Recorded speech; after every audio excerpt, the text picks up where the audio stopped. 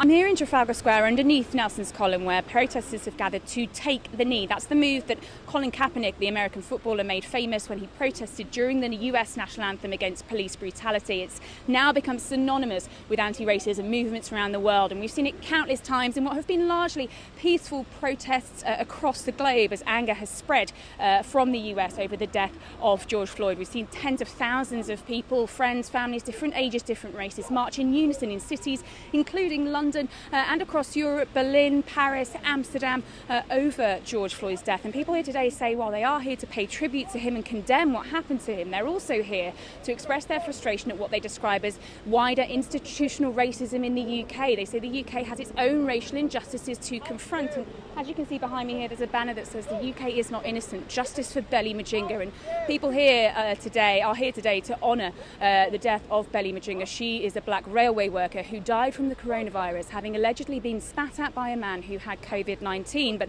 the police aren't taking her case any further. They say there's no evidence to suggest that her death was a consequence of that alleged incident or that indeed a crime took place. Now, feelings have been heightened by a Public Health England report that has showed that black and ethnic minorities are disproportionately affected by COVID-19. And as you can see here today, people are spaced 2 metres apart. Organisers very cautious, keen to make sure that social distancing guidelines are adhered to. Mass gatherings are, of course, banned at the moment. People are wearing gloves and masks, but public health experts have warned that gatherings such as this could cause an uptick in infections, could be super spreader events. However, the people that are here today say that racism itself is an epidemic and they can't just stand by as this crisis unfolds. And we're set to see thousands more of them turn out in London over the weekend. Protests set to take place in Parliament Square, the US Embassy, and on that, political pressure is growing on Boris Johnson to raise concerns over this with Donald Trump, the US President. The main opposition leader, Sir Keir Starmer, has said that Boris Johnson needs to convey the UK's abhorrence